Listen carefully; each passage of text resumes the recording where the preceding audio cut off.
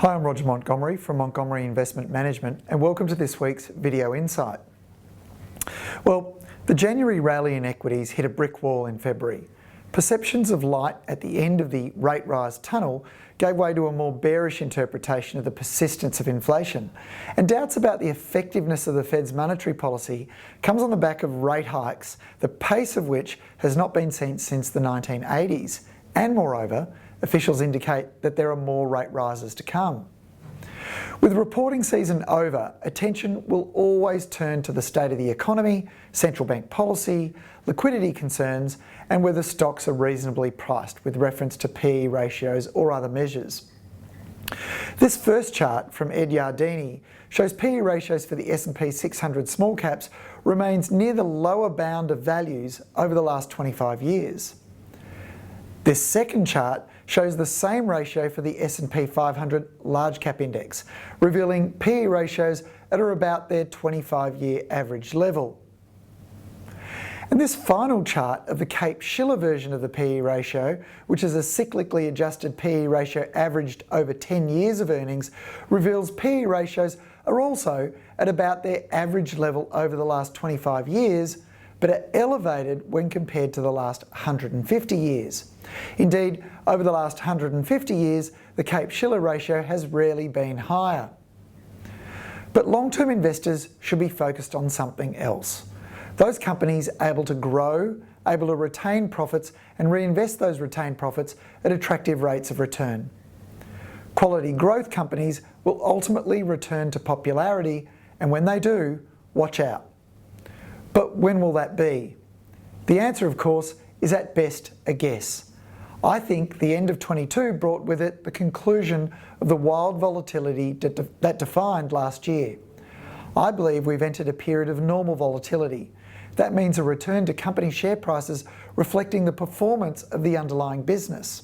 Good news is good news, and bad news is treated harshly. Of course, investors are still reeling from the wild volatility of 2022, and so they believe that wild volatility is likely to return at any moment. But if their assumption is wrong, they'll miss the opportunity to buy good quality companies at rational prices. So what should investors do? I think you should get back to basics. This could be the year to get set. Yes, there might be a recession. Yes, rates might go higher. But it's also the case that we might avoid a recession, that inflation, while persistent, might have peaked. And along with slowing growth, central banks could eventually ease off their rate hiking pedals. There are plenty of high quality companies still growing out there, domestically and internationally, and eventually they'll become popular again. But waiting until they're popular again guarantees you'll pay a higher price.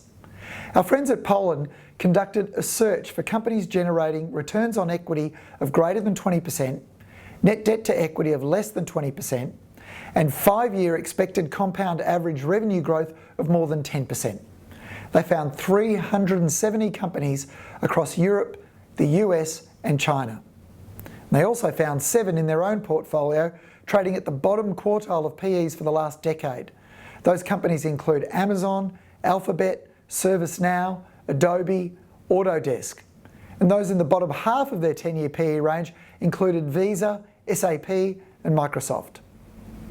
Back to basics also means remembering some immutable laws about investing. The lower the price you pay, the higher your return.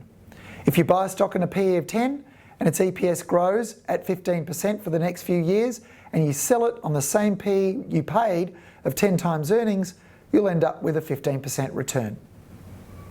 Going back to basics means remembering that if you buy a 15% grower, its PE could fall 25% and you're still going to make 9%. Indeed, the PE has to halve before you stop making a positive return.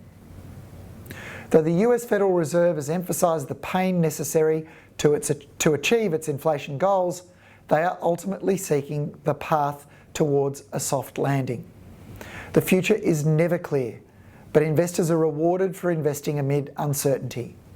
Reporting season revealed Australian companies like Harvey Norman, Nick Scali, JB Hi-Fi and the like are seeing a slowing in sales.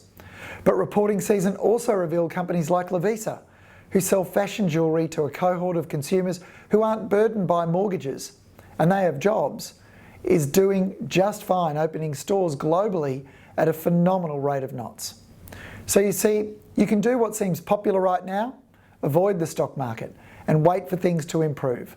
Or you can do what history and research shows is far more rewarding, zig when everyone else is zagging. I'll leave it to you to decide what's likely to be most rewarding.